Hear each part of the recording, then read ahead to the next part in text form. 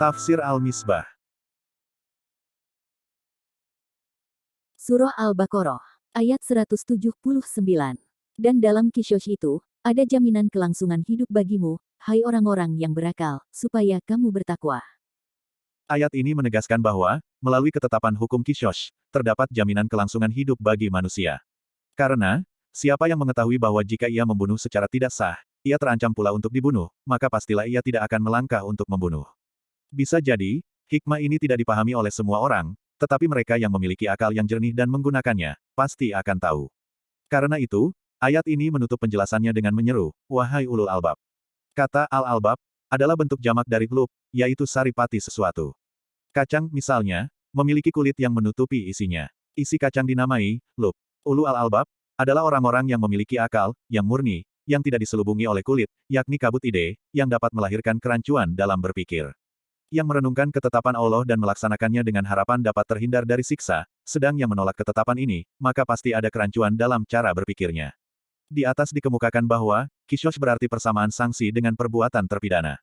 Dengan kata Qisas, Al-Quran bermaksud mengingatkan bahwa, apa yang dilakukan terhadap pelaku kejahatan pada hakikatnya hanya akan mengikuti cara dan akibat perlakuannya terhadap si korban. Ada pemikir-pemikir yang menolak hukuman mati bagi terpidana. Pembunuhan sebagai hukuman adalah sesuatu yang kejam, yang tidak berkenan bagi manusia beradab. Pembunuhan yang dilakukan terhadap terpidana menghilangkan satu nyawa, tetapi pelaksanaan Qisas adalah menghilangkan satu nyawa yang lain. Pembunuhan si pembunuh menyuburkan balas dendam, padahal pembalasan dendam merupakan sesuatu yang buruk dan harus dikikis melalui pendidikan, karena itu hukuman terhadap pembunuh bisa dilakukan dalam bentuk penjara seumur hidup dan kerja paksa. Pembunuh adalah seorang yang mengalami gangguan jiwa, karena itu ia harus dirawat di rumah sakit. Demikian beberapa pandangan mereka. Dalih-dalih tersebut dijawab oleh Al-Quran di tempat yang lain dengan firman-Nya, barang siapa yang membunuh seorang manusia, bukan karena orang itu membunuh orang lain, atau bukan karena Qisas, atau bukan karena membuat kerusakan di bumi, maka seakan-akan ia telah membunuh manusia seluruhnya. Dan barang siapa yang memelihara kehidupan seorang manusia, maka seakan-akan ia telah memelihara kehidupan manusia seluruhnya. Quran Surah Al-Maidah, ayat 32.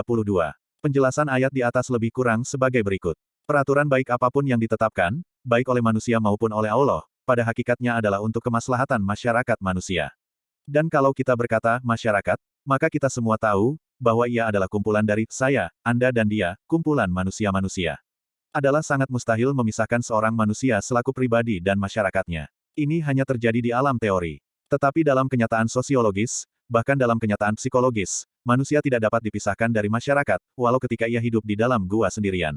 Bukankah manusia yang berada sendirian di gua, menciptakan makhluk lain bersamanya, kalau bukan makhluk sejenisnya, maka hantu yang menakutkannya, atau malaikat yang mendukungnya. Demikianlah, manusia membutuhkan selain dirinya. Pada saat manusia merasakan kehadiran manusia-manusia lain bersamanya, pada saat itu pula seorang atau ribuan anggota masyarakatnya mempunyai kedudukan yang sama, semua harus dihargai, sehingga, barang siapa yang membunuh seorang manusia, tanpa alasan yang sah, maka seakan-akan ia telah membunuh manusia seluruhnya.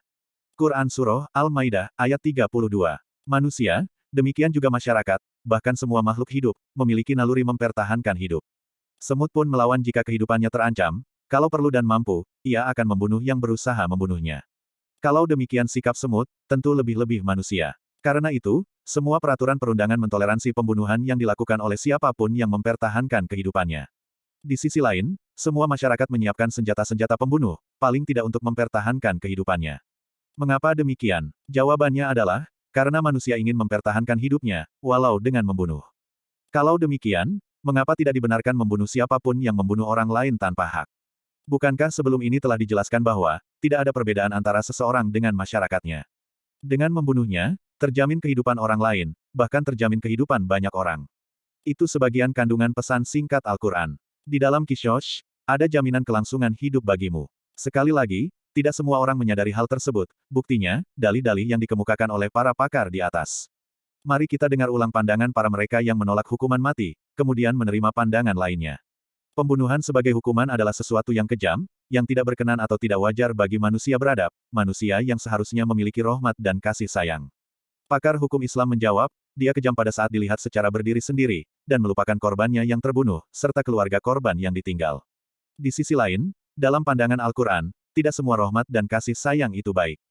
Ketika Al-Quran menetapkan sanksi hukum bagi pezina, ditekankannya agar jangan sampai rasa kasihan kepada terpidana, mengantar kepada pengabaian hukuman. Baca Quran Surah An-Nur, ayat 2. Rahmat dan kasih sayang ada tempatnya, dan ketegasan ada juga tempatnya. Itulah keadilan yang didambakan manusia, yakni menempatkan segala sesuatu pada tempatnya yang wajar. Pembunuhan yang dilakukan terpidana, menghilangkan satu nyawa, tetapi pelaksanaan Qishosh, adalah menghilangkan satu nyawa yang lain. Demikian dalil lain, dan memang demikian yang tampak di permukaan, tetapi yang tidak tampak adalah, yang bergejolak di hati keluarga korban, yaitu menuntut balas yang dapat melampaui batas keadilan, sehingga ketika itu, bukan hanya satu nyawa yang lain, tetapi puluhan nyawa yang lain bisa menjadi korban, dan ketika itu juga akal yang sehat akan berkata, daripada puluhan korban yang jatuh, cukuplah satu yang melakukan pembunuhan secara tidak hak itu. Pembunuhan si pembunuh menyuburkan balas dendam, padahal pembalasan dendam merupakan sesuatu yang buruk dan harus dikikis melalui pendidikan. Ini adalah dalih yang baik, tetapi berhasilkah kemanusiaan mengikis abis dendam yang membara dari jiwa manusia? Betapapun, Al-Quran juga menempuh jalan pendidikan itu, sehingga di samping ketetapannya dan tuntunannya yang menyatakan, barang siapa yang terbunuh secara aniaya, maka sesungguhnya kami telah memberi kekuasaan kepada ahli warisnya. Quran Surah Al-Isra, ayat 33. Allah memberi kekuasaan kepada ahli waris yang terbunuh untuk memilih alternatif berupa, memaafkan, menerima ganti, atau diat, atau menuntut Qishosh, atau membunuh si pembunuh. Tetapi lanjutan pesan ayat di atas adalah, janganlah ia, atau ahli waris, melampaui batas dalam membunuh, karena sesungguhnya ia, dengan ketetapan ini, telah mendapat pembelaan atau pertolongan. Dengan ketetapannya memberi wewenang kepada ahli waris untuk memilih alternatif di atas, sambil menganjurkan dalam banyak kesempatan untuk memberi maaf kepada yang bersalah. Karena pemaafan dalam Qishosh menghapuskan dosa si pemaaf, serta melahirkan hubungan yang lebih baik dalam kehidupan bermasyarakat, maka sisi pendidikan telah ditempuh Al-Quran. Akhirnya, dalih terakhir, si pembunuh mengidap sakit jiwa. Dalih ini sangat berbahaya bagi kehidupan masyarakat, karena ia akan mendorong pembunuhan dengan perisai sakit jiwa. Namun demikian, jika memang itu terbukti melalui pemeriksaan yang bertanggung jawab, maka tentu saja hukuman terhadap si terpidana akan berbeda. Karena ayat yang lalu berbicara tentang Qishosh yang dapat mengakibatkan kematian, maka sangat wajar jika ayat berikutnya berbicara tentang wasiat bila tanda-tanda kematian telah datang.